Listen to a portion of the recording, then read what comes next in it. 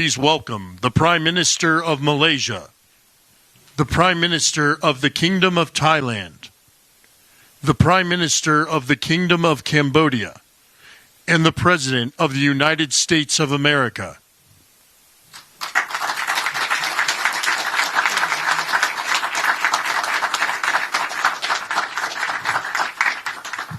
Well, this is so exciting because we did something that a lot of people said couldn't be done, and we saved maybe millions of lives on this one peace deal itself. And I'll tell you what makes me so happy is the two countries we're dealing with, and the third that helped so much. I appreciate so much. Maybe it couldn't have been done without you, but they really like each other. I'm not used to that when I do these deals. Usually there's a lot of hatred. They liked each other. So it made it a little bit easier. But millions of people are alive today because of this peace treaty. So before I begin, I want to extend our deepest condolences to the Prime Minister, Newton, as well as His Majesty, the King of Thailand, and the entire nation on the passing of Her Majesty, Queen Sirikhet, the Queen Mother, and a beautiful, incredible woman who is so respected all over the world, actually respected. I know the people of Thailand will remember her forever as the embodiment of dignity, kindness, and grace. This just happened. But this is a woman who was so loved and respected. Today we honor the memory by bringing the blessing of peace to the nation she dearly loved. She loved this nation like few people love their nations. This is a momentous day for all of the people of Southeast Asia as we sign a historic agreement to end the military conflict between Cambodia and Thailand. And we're so honored to be involved in that. It's so important to me. Two great countries, but they were going at it. I want to congratulate the two courageous leaders, and that's what they are. They were courageous, who are taking this monumental step. Prime Minister Hun Manet and Prime Minister Newton. I also want to thank Prime Minister Anwar of Malaysia. I called him right at the beginning, and I said, you have two countries that are fighting right next to you. We need a third place. We need a sort of a neutral place, right? And he was there, and I said to him, if we get this solved, I'm coming to your country. And I told the truth, didn't I? A lot of times they say that, and that's the last you ever see. But I felt I had an obligation to come because you were so great, and the two men alongside of you are so great. Historic figures now, really historic figures. So I felt it was an obligation I had. I told it to you. That was about a year ago. And all of this has taken place. It's been so beautiful to see. It had started, and there was a lot of killing. And then when we got it stopped very quickly in this case, some we did in 32 years. It took 32 years to get them stopped. They were fighting for a long time. This was very nasty, but it was stopped very quickly before it started. And the two leaders have great respect for each other. But the Prime Minister played a very important role in helping convene the two sides for discussions here in Kuala Lumpur. Earlier this year, an armed clash broke out along the border of these two countries, really ancient countries by most standards. They've been long time, tremendous cultures, resulting in numerous deaths and thousands and thousands of people displaced from their homes. It was starting. Because of America's strong commitment to stability and peace in this region and every region where we can do it, my administration immediately began working to prevent the conflict from escalating. I held phone calls with both leaders. I was actually at Turnberry in Scotland when I did this. And we had a lot of phone calls, the three of us and then the four of us. We had a lot of phone calls. It was a beautiful day. I remember how beautiful it was. Turnberry is a great place, but I said, this is much more important than playing around the golf. So we sat there all day long making phone calls, and it was amazing the way it came together very quickly. I mean, really very quickly. You caused me very good entertainment. I could have had a lot of fun, but this is much more fun for me than anything having to do with almost anything, because you're saving people and you're saving countries, but ask them to choose the path of prosperity and peace over needless bloodshed and war. At the end of July, after extremely productive discussions, we reached a ceasefire agreement. And now these gentlemen, and they really are gentlemen, high-quality people, both went to college in the United States, and now these gentlemen are about to sign what we're calling the Kuala Lumpur Peace Accords. Good name. Both countries are agreeing to cease all hostilities and work to build good neighborly relationships, which have already started. 18 Cambodian prisoners of war will be released, and under this agreement, observers from ASEAN countries, including Malaysia, will be deployed to make sure that the peace prevails and endures. I have no doubt that it will.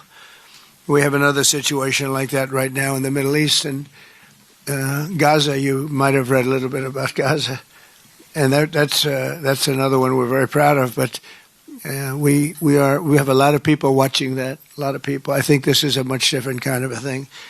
That two countries are getting along really well. Today, alongside this peace treaty, we also are signing a major trade deal with Cambodia and a very important critical minerals agreement with Thailand. The United States will have a robust commerce and cooperation transactions, lots of them, with both nations as long as they live in peace.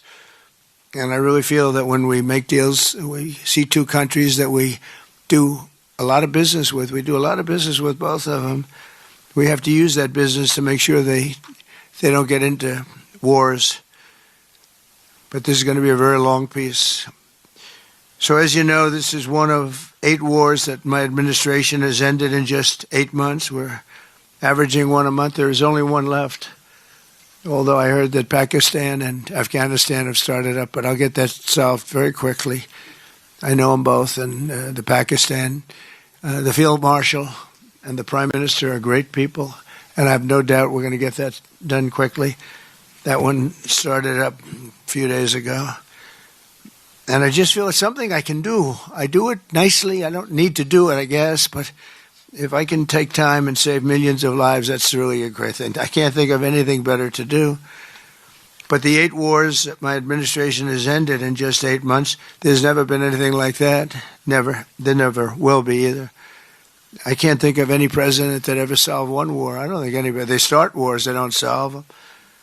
So nothing like this has been done in history, and it's an honor to be involved. On behalf of the United States, I'm proud to help settle this conflict and really develop good friendships, including people that work with each team. Look at these very distinguished people, except for my people. My people are much less distinguished, but they're very good. But look, my people understand the joke. But look at these very distinguished people, and I've gotten to know them. I want to thank Marco Rubio for being here. He was great. You always help. He's born for this job. He really was. He was born for this job. Secretary of State Jameson, thank you very much for all you did on helping too. He's the foremost expert on trade, and we're going to be doing another couple of stops where we'll be talking about no war, just pure trade. We'll be talking to President Xi in a day. We'll be stopping at Japan. We'll be stopping at South Korea, and we'll be doing some other things, but they're more related to trade. But on behalf of the United States, I'm proud to help settle this conflict and forge a future for the region where proud independent nations can prosper and thrive, safety, security, and peace.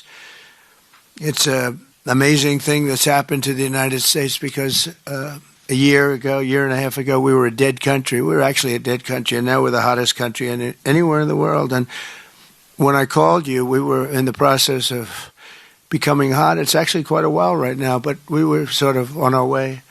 And we had won the election big in a massive amount. And so I was respected when I called you, and it was a little bit easier. I think it's easier when you respect somebody than if you don't respect somebody. If you don't respect somebody, it never happens. But I won't forget that day because it was one of the first wars that I got involved in. And I love doing it. It's like I shouldn't say it's a hobby because it's so much more serious than a hobby, but it's something that I'm good at, and it's something I love to do. The United Nations should be doing this, but they don't do it. You know, they don't do it. They turned off my teleprompter when I made a speech. I had to make a speech without a teleprompter. They're good at that. The escalator wasn't working too well. It came to a complete halt. But, I mean, the United Nations has such great potential. I wish they could do it. They didn't get involved with us at all. We just did the deal and reported the deal, and everybody was sort of amazed that we got it done so quickly and so nicely. But now I'd like to ask Prime Minister Anwar to say a few words, and then we'll hear from Prime Minister Hun Manet and Prime Minister Newton. And these are, I just have to say it for a last time, these are incredible men. The way they came together, the way they worked so hard, and we worked long hours. It was not long days because the days were few in number, but the hours were very long and very intense. There was a lot of intensity going on because there was a lot of shooting happening while we were talking. That brings it to a new level. And the three men sitting there should really be credited with having done just an incredible job for humanity. Thank you all very much. It's an honor to have worked with you. Appreciate it. Please.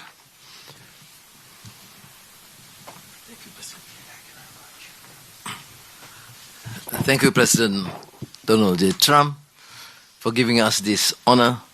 And on behalf, of course, Malaysia and our colleagues in ASEAN, I must thank you for your concern, for your empathy, and for your commitment to support this peace deal. When I first received your call and then urging me to do more, supporting our initiative, and you personally did call both prime ministers to urge for a speedy peace settlement, I would say a great thank you. And we, of course, admire your tenacity, your courage, because the world needs leaders who promote peace strongly. And to achieve that, you have to break some rules, as you did today. When President arrived, he asked me to join him in the car. I said that's against the security and protocol rules. And he was delighted to break the rules, and I... It was a nice ride. It was a nice ride. And we share a lot of things in common. I was in prison, but he almost got there. But very good exchanges on a number of issues. Of course, priorities, of course, the peace deal. Thank you, both prime ministers. You did a great job. We are delighted to have you as colleagues, as true friends, and you understand the need to secure peace to save our people, and also the ASEAN position as a region of peace and prosperity. And I must also share with you here that I took the opportunity, full opportunity, without Secretary Rubio knowing this, exploring other issues too, and thank the President for his effort to secure peace in many parts of the world, including Gaza, and urging him to remain focused and ensure that there's a comprehensive peace that the world requires. And I am delighted, truly, President, to hear from you personally how determined you are to ensure that peace is achieved in the most intractable areas, almost impossible.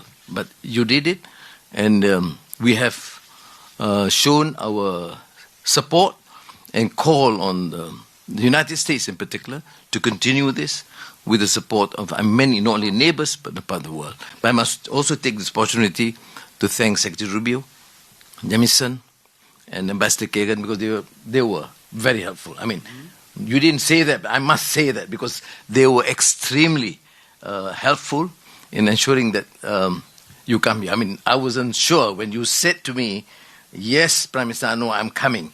Well, I'm not sure, because, I deal with a lot of politicians. But you are an exception. Thank you, Mr. Donald Trump. Thank you very much again.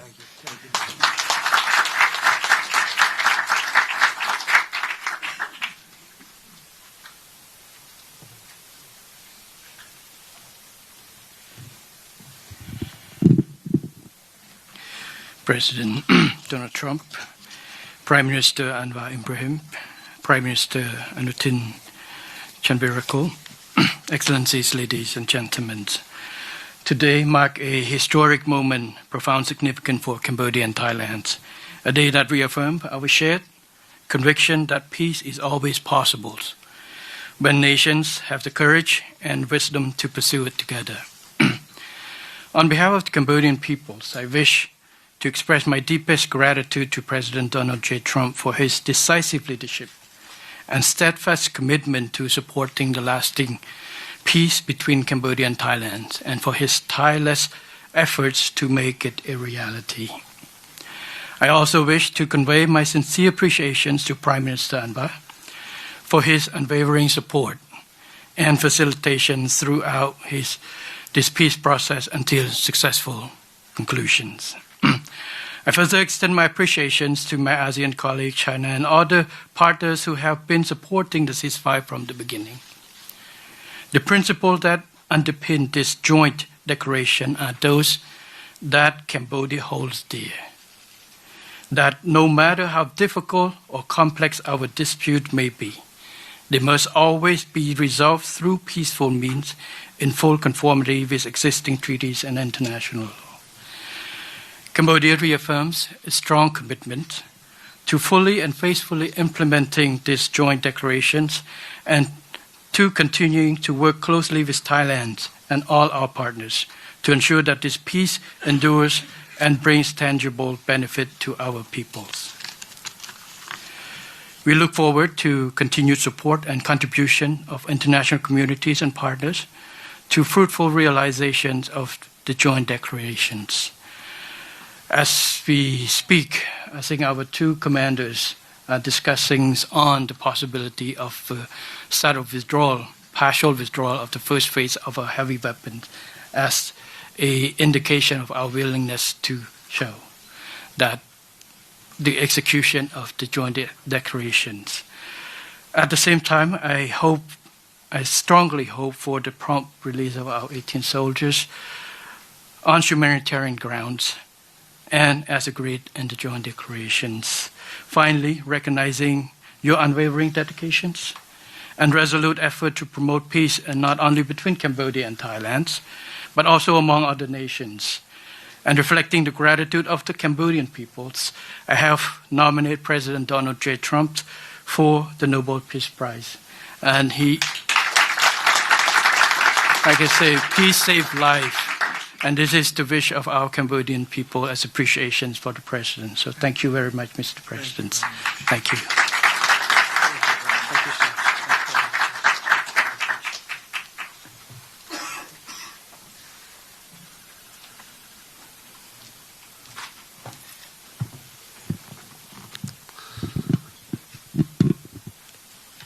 President Trump, Prime Minister Anwar, Prime Minister Hun Manet, Excellencies, distinguished colleagues, today marks a new chapter for Thailand and Cambodia. Today we take a concrete step towards peace. I would like to thank Prime Minister Anwar Ibrahim for the leadership as ASEAN Chair and your strong efforts in upholding ASEAN unity. And I also wish to express my sincere appreciation to President Donald J. Trump for your personal dedication to peace between our two countries. And in addition, I thanks so much for the kind words of condolences that the President has given to our country on the great loss of our beloved Queen Mother. It means a lot to Thai people. We have come a long way since agreeing to the ceasefire here in Malaysia on 28th of July. The discussions since then have led to this important outcome, which is the signing of our joint declaration today. And I have to thank Prime Minister Hun Manet for his cooperation and support that led us to this moment. Thailand stands for peace. This declaration reflects our will to resolve differences peacefully, in full respect of sovereignty and territorial integrity. This declaration, if fully implemented, will provide the building blocks for a lasting peace. But more importantly, it will begin the process of mending our ties. Our border communities have been divided by conflict, and innocent civilians have suffered immense losses. This declaration places a firm responsibility on our two parties to act. I believe we can achieve what seemed beyond reach a few months ago. To this end, I welcome the agreement that following the signing of this joint declaration today, both sides will begin implementing all the agreed points, in particular promptly removing heavy weapons from the border areas to ensure the safety of our people, to build confidence and trust. And Thailand will also begin the process of releasing the 18 detained Cambodian soldiers. We have a responsibility to act in earnest and in good faith, and that we restore livelihoods and protect the well-being of our communities along our shared border. To achieve real change on the ground, what we agree on here must be implemented. Only then can we truly turn to a new page. Only then can we assure that our people's security and safety. Only then can we achieve real peace. This is what our people expect of us, and this is what they deserve. Peace with dignity. Going forward, I call on our friends to continue supporting this process so that the joint declaration is implemented fully and in good faith, rebuilding stability, trust, and renewed cooperation between Thailand and Cambodia and across our region. I am also pleased that today we announced the joint statement on a framework for a U.S.-Thailand agreement on reciprocal trade, which I hope will facilitate our negotiations on tariffs for conclusion by end of this year. We will also sign the MOU between our governments on cooperation on critical minerals, which will further promote resilient and sustainable supply chains for years to come. Thank you once again. Thank you from the bottom of my heart. Thank you.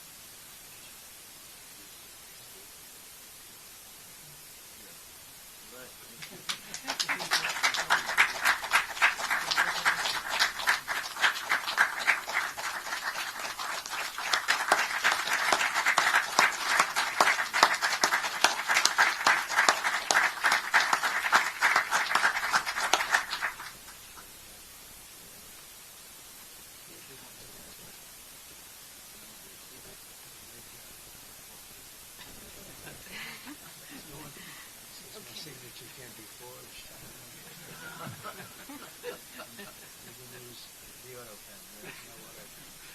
We don't want auto pens.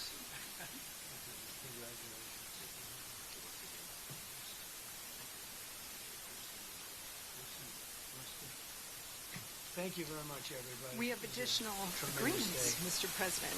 Yes. We have the Cambodian trade deal and we have the critical minerals agreement to sign. We're going to sign that. We're More signing our agreements. trade deal. I thought we could forget about this deal. They make a very good deal. This is the Cambodian trade deal, Mr. President.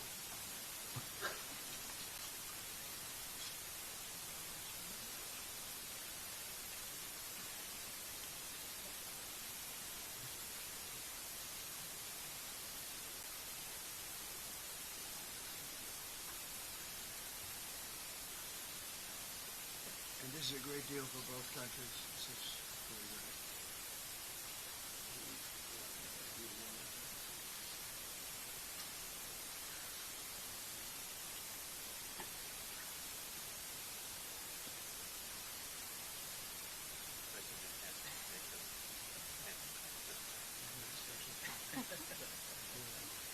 And this is the Thai critical minerals. Okay.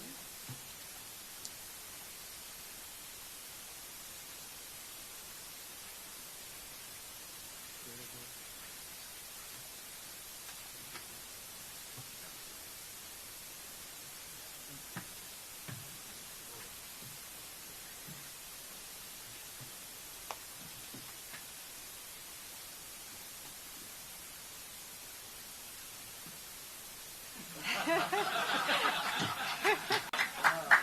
That's a good move.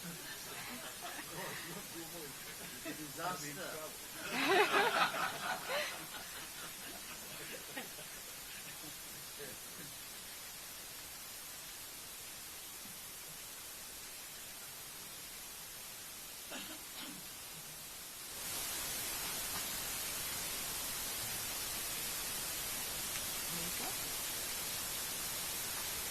What do we hold them up?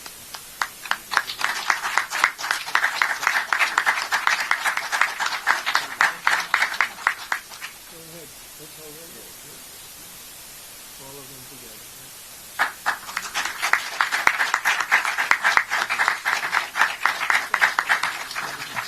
I'm just witness. Now we can do a merger on this last. Have another one.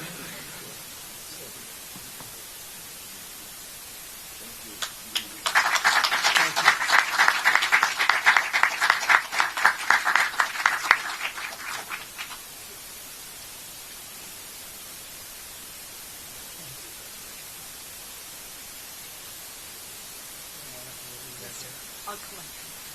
Thank you very much, and congratulations, everybody. Very big deal. Thank you very much. Thank you. I will have to meet your team to thank them. Oh, please, go ahead.